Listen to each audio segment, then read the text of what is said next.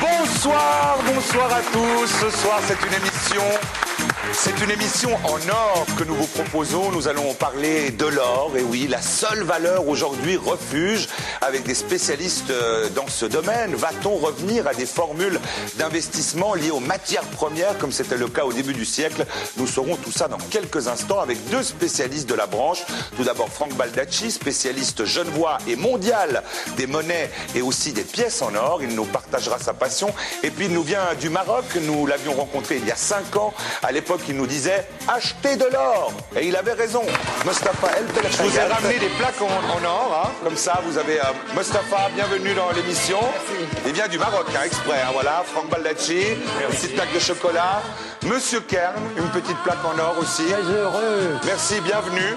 Asseyez-vous, El Belkhaïat. Vous m'avez dit, il y a de cela quelques années, Michel, il faut acheter de l'or. Alors évidemment, moi j'en ai acheté en chocolat, parce que malheureusement, je n'ai pas les moyens de m'acheter des vraies plaques. Et puis celui-là, il est tout aussi bon. Enfin, du moins, je le vis bien à court terme. Vous, sur le long terme, vous avez gagné. Vous avez gagné de l'argent en achetant de l'or. Il était à 200 francs l'once d'or quand vous m'en parliez au Maroc. C'était à Marrakech. On vous avait rencontré avec Elder Morera. Et maintenant, l'or est à 900, 950 francs l'once. Donc vous êtes devenu millionnaire. Je peux dire que mes clients sont effectivement millionnaires puisque ils étaient dans des actions, dans des produits papier, et je leur ai recommandé de basculer dans de l'or. Donc non seulement ils ont évité la baisse, mais ils ont profité de la hausse de l'or. Et aujourd'hui, ce qu'il faut savoir sur le marché de l'or, c'est qu'il y avait un temps où il était contrôlé par les banques centrales. Il faut oublier ce temps. Aujourd'hui, les vrais décisionnaires dans le monde de finance, et particulièrement dans le monde de l'or, ce sont les gérants des fonds souverains. Qui intéressent de plus en plus de monde. Comment ça se fait? Mais écoutez, c'est très simple. Aujourd'hui, la confiance n'y est plus. Et dès que la confiance n'y est plus, l'or revient.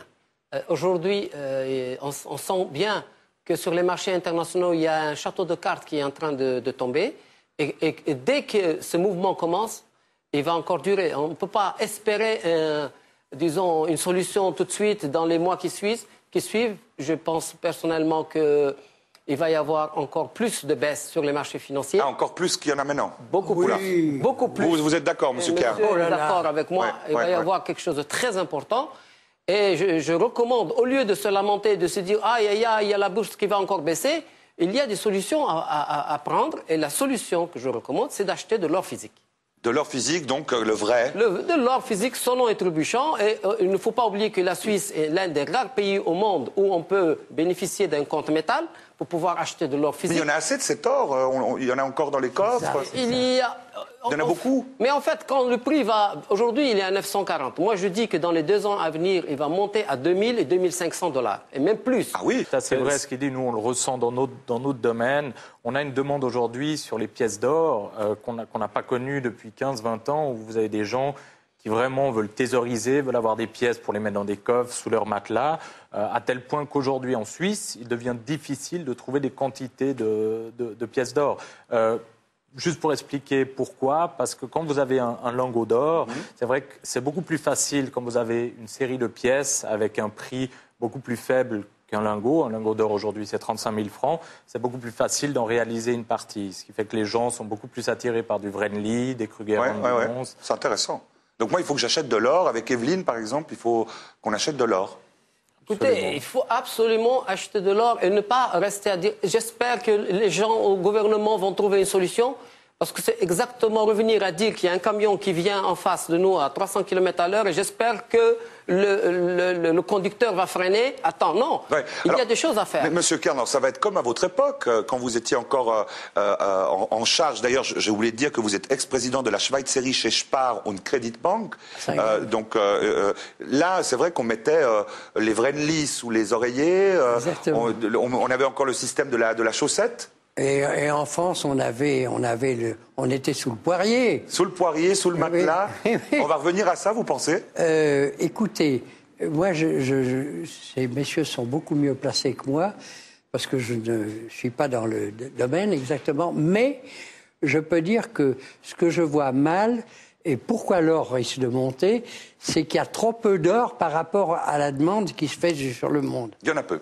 Alors, mais on sait où on le trouvait. Si on veut le trouver, on va voir Mostafa. Alors justement, Mostafa, on avait El Belkhayat, nous nous étions rencontrés au Maroc. Vous m'avez dit il faut acheter de l'or, et nous étions allés pour l'émission Market à l'époque, l'émission économique. Vous rencontrer parce que vous travaillez sur Genève et vous travaillez évidemment comme trader aussi au Maroc. Il faut dire que vous êtes président de l'association marocaine des analystes techniques et vous avez la réputation de partager les résultats de vos recherches au cours de différentes éditions. Donc c'est bien. On va regarder ce que vous disiez justement il y a 5 ans, alors que l'once était à 220... À $400 l'once. À $400. On écoute, ça dure 20 secondes. Et ici, enfin, nous avons un graphique sur l'or. Et on constate tout de suite que l'or évolue presque dans le même sens que le franc suisse. Et ils ont exactement cette même configuration où l'or n'a pas encore cassé cette tendance haussière. Donc je pense aussi que l'or risque de voler la vedette au dollar. Et c'était le cas, bravo, Mostafa El Belkhayat. Non, c'est vrai, il y a 5 ans. Il avait dit, bon, vous avez eu du bol. Écoutez, c'est pas du bol. C'est pas une histoire de bol, il faut juste se rendre compte que l'or va encore monter et il va même accélérer. Donc, je suis venu ici pour dire à ceux qui m'écoutent qu'il ferait bien d'acheter de l'or et d'essayer de se débarrasser des papiers qu'ils ont. Parce qu'ils vont être dévalorisés, ce n'est pas encore fini. Oh bah vous, si tout le monde vend ses papiers, je vais être mal, moi. Hein. Il faut plutôt transférer le risque aux banques et prenez du l'or.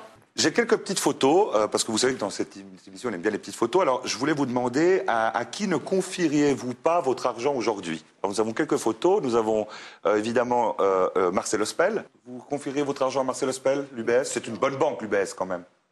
L'UBS reste une bonne banque, mais certaines personnes, je ne les recommande pas, tout simplement. Vous avez raison. Bon, il est clair. Mais vous pouvez lui acheter de l'or, hein, Marcel Ospel, avec les parachutes d'or et tout. J'achète de l'or à l'UBS pour mes clients, mais pas avec ce monsieur. D'accord. Photo suivante. Le nouveau président de l'UBS, oui. Le nouveau président, qui était ancien président de la Confédération, Caspar Villiger. Vous donnez oui, non? Moi, je suis partant pour travailler avec ce monsieur. David Hiller. Vous n'avez toujours pas assez d'argent, mais vous casquez chez David Hiller, ministre des Finances. Ce que je peux dire, c'est que je trouve dommage que la Banque suisse vende de l'or, c'est tout. Donc, voilà. David Hiller, notre ministre des Finances, oui, qui taxe il faut qu'il puisse. Hein? Je pense qu'aujourd'hui, que ce soit les particuliers ou les États, ou à travers les ministres des Finances, ce n'est pas le moment de vendre de l'or, c'est tout. D'accord. M. Kahn, très brièvement. Non, je suis d'accord avec monsieur. L'or, c'est ce qu'il y a de mieux. Plus sûr. Mais, malheureusement, il n'y a plus, en face des milliards dont on parle aujourd'hui, la contrepartie pour l'or. Bravo. Et puis, merci, Mostafa El Belkhayat. Vous retournez au Maroc avec notre or, j'espère. Écoutez, je tiens juste à dire une phrase qui est très symbolique et qui est assez importante. C'est que les réserves de change de la Suisse sont de 70 milliards et les fonds souverains qui sont en Abu Dhabi, qui sont en Chine, qui sont au Koweït et en Arabie Saoudite représentent 10 fois plus les réserves de change des pays. Donc, et ce sont ces fonds-là qui sont en train d'acheter de l'or. Donc, je veux dire qu'il y a un mouvement très puissant. Ce n'est pas par hasard que l'or monte. Oh, merci beaucoup. Tout est dit. Et bye bye.